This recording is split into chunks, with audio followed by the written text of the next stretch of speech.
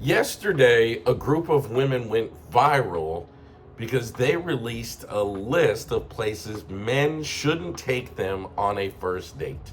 And as a licensed psychotherapist who specializes in relationships and working with couples, I have a response to this. And I want to share that response because I think it's important.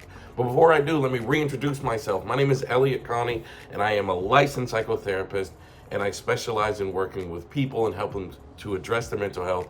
And here in the Therapist React series, I like to cover things going on in the news and in pop culture to improve our mental health as individuals and in society. And this story is something that needs to be addressed.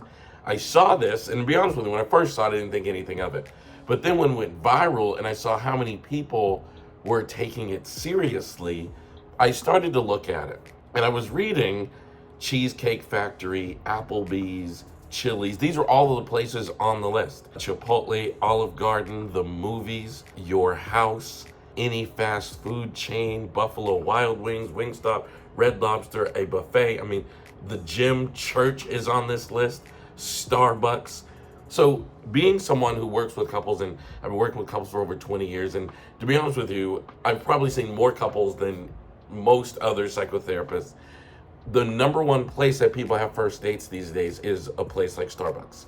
I can't tell you how many good quality long-term relationships have started at Starbucks. And the way it happens is people meet online, Match.com, Bumble, whatever. They meet online and then they agree to meet somewhere safe, somewhere where they can sit and talk, somewhere they can get to know each other, and they pick a place like Starbucks. A good quality first date is a place where you can be close and you can talk to one another. On this list is ice cream dates. I think it's a wonderful idea to go buy ice cream and go take a walk as you eat your ice cream and getting to know one another.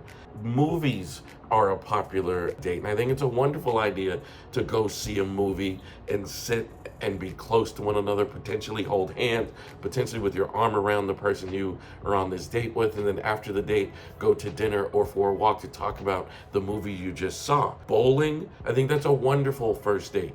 It's a wonderful opportunity for people to interact, get to know one another. I really don't understand the point of this list, but it's wildly inaccurate and incongruent to what happened in reality. Because like I said, the number one place where couples come into my office and talk about where their first date was is usually some sort of a coffee shop. Because it's a safe place. It's a place we can sit and enjoy a cup of coffee and get to know one another after we have usually started communicating somewhere online. Another one says somewhere that requires a long drive. Like, I can understand some of these things. Like, maybe somebody doesn't want to go to a movie because you can't interact. Or maybe they don't want to go somewhere on a long drive because what if I don't like that person? I'm stuck in the car with them. But by the time you get to the first date, you should, especially in today's world, you can spend days, weeks, or even months getting to know each other online via phone calls, text messages, direct messages, social media profiles. Like, you can get to know one another in a very different way now.